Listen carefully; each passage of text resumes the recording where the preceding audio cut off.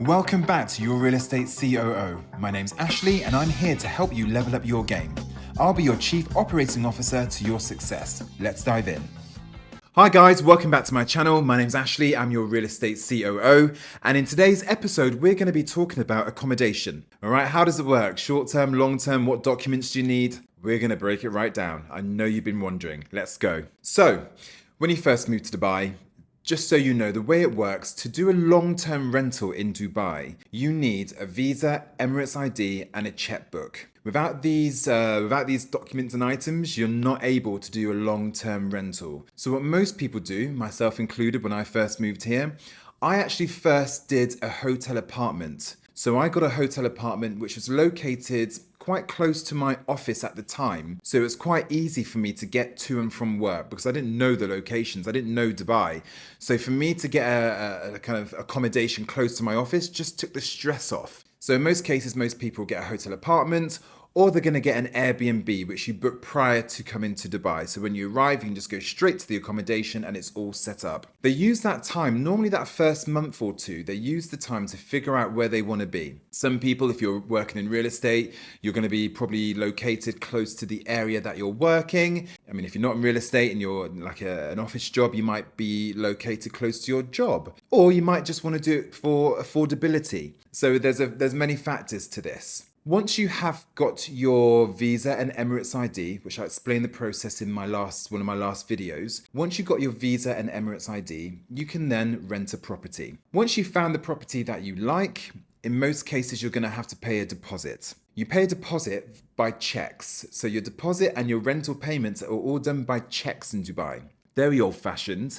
You write out checks, give it to your landlord, and then they deposit the checks as and when the rent is due. The deposit that you're going to be paying is 5% of the annual rent if it's an unfurnished property. So unfurnished property, 5% of the annual rent, which is written in the landlord's name. If it's a furnished property, you're going to be paying 10% of the annual rent, which is also written in the landlord's name. Apart from that, you're going to then have to write out your rental checks. So in Dubai, the checks range from one check payment, where you pay all the rent up front, all the way up to 12 checks, which are the monthly payments. If you're paying more than one check, you're going to have to write post-dated checks. So there's no referencing here in Dubai. So in the UK, you go through like a referencing cycle where they check your previous landlord, your current employer, they do a credit check on you, they make sure that you're a good quality tenant. There's none of that here.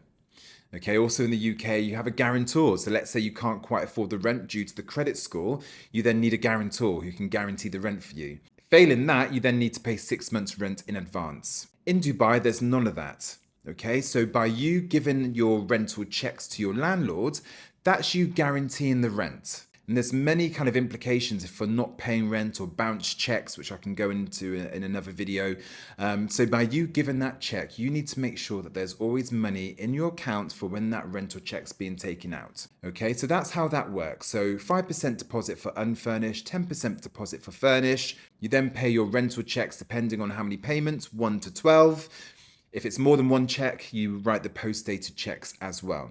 The reason why you need your Emirates ID is because your Emirates ID number, your unique number, goes on your tenancy agreement. Okay, so once you've got your Emirates ID, the broker that you're using will do the tenancy agreement with your landlord's details and your details on there. And you have your passport number and your Emirates ID, which is then logged against your tenancy agreement. You both sign the tenancy agreement. Normally the tenant signs first, and then the landlord signs last. Checks are handed over. And then once those checks are then cleared, then the landlord then hands over the keys to the property. All right, so it's a very quick process if you're going into long-term renting. Super quick. So hopefully that's helped. If you're going to be doing short-term, obviously it's a lot easier. You don't need Emirates ID, you just need your passport in most cases and to pay the money up front. Some people might even do apartment share. So you go onto websites like DubaiRealEstate, where they do apartment shares or flat shares, where you can then meet expats from your own country, from different countries. You get to meet a different circle of friends. You can rent a single bedroom or double bedroom in an apartment share. You'll pay your rent, which normally includes all your bills and your maids, and in most cases parking as well. So some people will do that to keep the costs down, because obviously renting long term on your own is quite expensive, right? So if you're trying to keep your costs down while you're getting yourself set up, if you're working in real estate and you're in commission only, sometimes it's best to do apartment share, where you can rent an apartment with 2 or 3 or 4 other people. Popular locations for apartment shares are JBR, Jumeirah Beach Residence, or Dubai Marina, or JLT. So they're kind of very popular with, especially JBR, very popular with apartment shares. The apartments are massive, so you've got your own big double bedrooms, good location as well.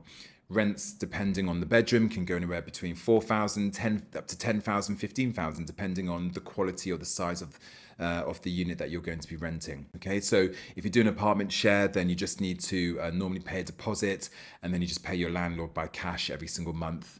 There's normally a minimum term in terms of maybe 1 to 3 months.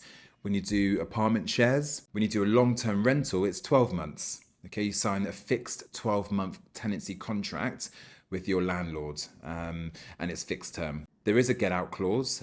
You can normally, let's say you lost your job or you had to go home, there's an emergency, then normally on a long-term rental, you'll be able to give 2 months notice with a 2-month penalty as well. Okay, so that's kind of the rules there. So hopefully that helped. Just a quick little one today, just about tenancy contracts and documents needed. Hopefully it's helped.